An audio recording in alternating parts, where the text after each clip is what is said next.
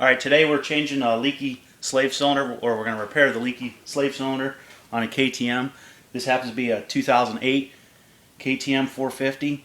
It's a very common problem for these to leak. There are only one manufacturer for the aftermarket ones, but they don't work so well. So we're going to repair the factory one. You know they're leaking because there's a weep hole under here, and some of your oil will come flowing out of it, or your clutch will not work at all when you pull your lever and it feels like there's nothing there. So the things you need to repair this are on this cart here. We have mineral oil. You can use brake fluid if it feels like your clutch is too hard to pull, but I don't recommend it. Stay with your mineral oil. You can get this at your local anywhere, any store. This, you need your T-tool, O-ring lube, which you don't have to have, which we always use on everything we use O-rings with, snap ring pliers, and then a rebuild kit from your KTM dealer. They almost always have these in stock. This is an easy thing to get. Inside this kit, it comes with everything you're going to need. It comes with the one of the new O-rings. It comes with new snap ring, your detent ball and spring, and the seal, which is always the culprit right here, this seal. And it comes with a new piston. Alright, so I'm going to show you what we got to take off on the bike. Okay.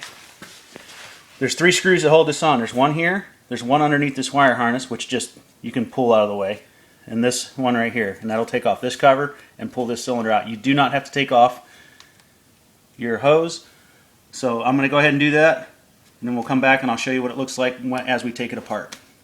Alright, now we've pulled this out of here. Just turn this over. You don't have to unplug your hose. Now what you do have to do is pull this snap ring. Now that's under pressure. There's a spring behind it, so it's going to want to push right out of there and pop out. So take your snap ring pliers, push on, take your ring out. Okay, keep your thumb on it. It doesn't have a lot of pressure, and then it should. So this one's not now. Going to pop out. Usually they pop right out because of the spring. This one's not. So what I'm going to do is I'm going to give this one a little help. Because we're replacing all this in this seal anyway, I'm just going to go ahead and take a screwdriver and pull and just pry it out of here. Help it. Now I keep a box down here to drop all my parts in. This way it keeps it easier and you're not chasing them all over the floor.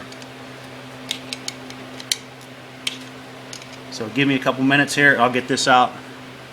Then we'll get. Alright, so now this is popped out. Behind here you have your piston, which will fall right out. Now be careful, because they're on your piston. You have your spring and your detent ball inside your piston right here. You don't want to lose those. So see how the fluid's running everywhere, and now it's cleaned out. You also have another O-ring in here, O-ring around the piston. So let this drain a little bit so it drains everything out of there, because you want to put all new fluid in there. Okay, now we're going to go ahead and start getting all these parts out and replace it with the new pieces. Alright, if your ball's stuck in here like this one is, you just turn it over, smack it a couple times, and it'll fall out. Drop it in your box. Now your piston, wipe it down. Okay. Grab your new plunger cover, your new seal.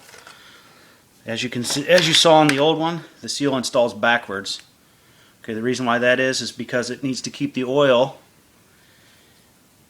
inside the bike, or I'm sorry, out of your bike and inside your cylinder, so it installs backwards. Make sure you do that. These just slide right in. Just get a little bit of oil on them, slide them right in. Set that part aside. You ready? Now, I use an O-ring pick. That's what this little thing is for. Replace this O-ring. Just grab it, pull it right out. You don't have to use it. You can use a little screwdriver, your fingernail, anything that you can get a hold of that O-ring. Throw that one aside. Take your new O-ring.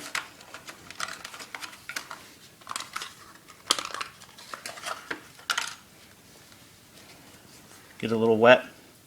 You can use O-ring lube, which I'm using, or you can just use the mineral oil itself is usually enough.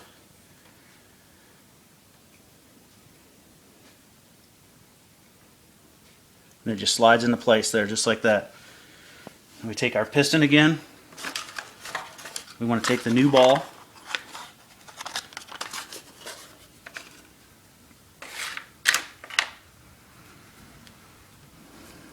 drop it into place, put the spring in the back.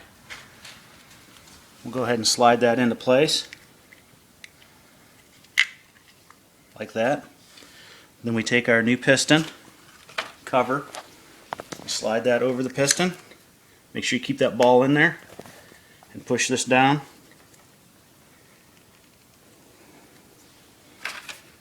We'll go ahead and grab the new snap ring, slide it into place,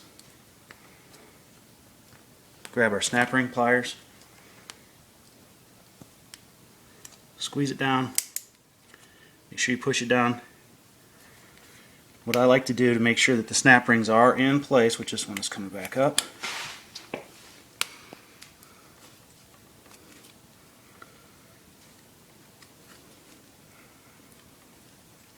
is just give it a little push around. When it spins, you know it's in place. Okay, see, it'll spin a little bit, it's in place. That's all there is to replacing this. Now next thing we're going to do is we're going to wipe everything off. Just take a nice clean rag, wipe everything off, because this is an O-ring that seals against your motor. It doesn't always have to be replaced, but if it feels flat, you want to replace it. Wipe down your block, reslide this back into place, and then what we're going to do is we'll go ahead and we'll bleed it, which we'll show you in the next, when we do the master cylinder, we'll show you how to bleed this out. So we'll reassemble this, and because this was leaking into the case, we're going to change the oil on this bike as well.